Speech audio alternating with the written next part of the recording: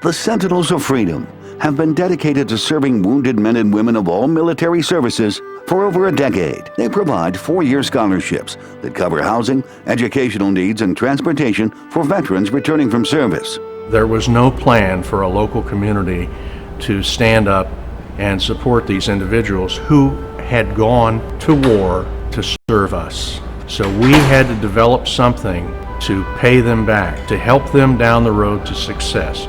Conklin personally meets with each veteran that's being considered for a Sentinel scholarship. And with Army veteran H.T. Tran, Conklin saw something special. What I found sitting across the table from me was a very angry young soldier. But I saw potential. What I told him, I believe you can be a success. If you will get into anger management classes at Walter Reed for the next year, we're going to continue to talk. He did exactly what we asked. Unlike many of the veterans the Sentinels of Freedom helps, Tran already had a college degree, and he wanted to go into business for himself. I was kind of liability due to my injuries, and so I was looking at other options, and I had a marketing degree, so I was figuring I wanted to go back to the marketing field, but didn't really have a plan. Mr. Conklin actually kind of helped structure that out for me. He's an entrepreneur, and he said, I want to start my own company. Tran now runs a successful construction company in San Francisco.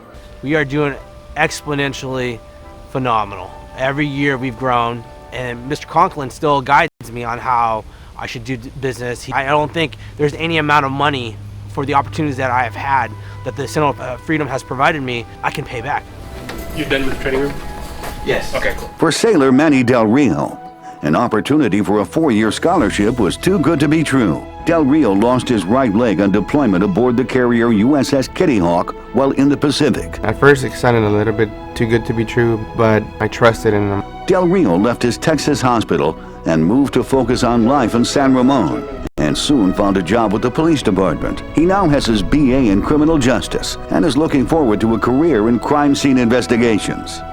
We asked him to come to San Ramon, put him up in an apartment, and he was immediately hired by our police department while he's going to school. He works the front desk, but he's got a brotherhood of guys around him in that police department. They have totally bonded with him. And such a sweet young man. We just love him, and I hope he stays in San Ramon forever. I never pictured this opportunity. I've done and I've accomplished so much in my life that without their guidance and their support, I think I'd either be halfway where I'm at now or not even close enough to where I'm at now. Noah Bailey joined the Army after high school. In December 2005, while serving in Afghanistan, Bailey was in a Humvee IED attack. He is a double knee amputee, and after recovery at Walter Reed Hospital, he returned home to Grass Valley. I met him at a treatment center for PTSD and alcoholism at Martinez. He had cleaned up, and now it was time to restart his life. I spent about 2 weeks after me and Mike met. I wanted to go over in my head, is this really something that I want to do? He's a little bit introverted, but he has tremendous potential. And so he's brand new in our program, and he'll be with us for the next 4 years. As Bailey starts a new life, he will continue with any physical rehabilitation as needed. He receives continued care with local doctors who volunteer their time. Dr. Jerry Davis, an orthopedic surgeon in San Ramon, has been supporting the Sentinels of Freedom for the past 12 years. I was just looking for an organization to make a donation. And when I talked to Mike Conklin, I heard about one of our early Sentinels was a young man who's a triple amputee, and after breaking down into tears, which I'm doing right now, I think my donation increased by tenfold, and then I asked what I could do to help out.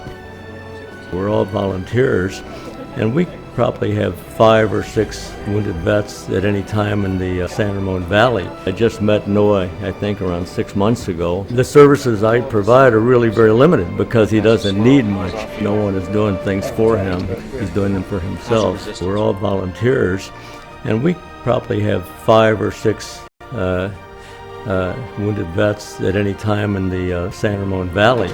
As with all the veterans that the Sentinels have helped, Noah has taken advantage of exercise programs and physical therapy and has become stronger with their support. I got a clean slate right now, and I want to better myself and I want to help other people too. Real big thing with the Sentinels, they're there to help. It's incredible. At the end of the day, I mean, they're like family. I mean, they're there to support you.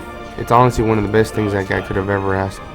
If they have a positive attitude, I don't care if you rip their legs off, blind them, or burn them, we can help them.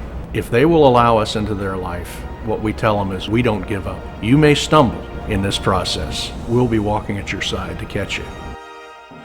These returning veterans are a good investment. I can't think of one group that has done more for this nation than the members of our military. It is our responsibility to support them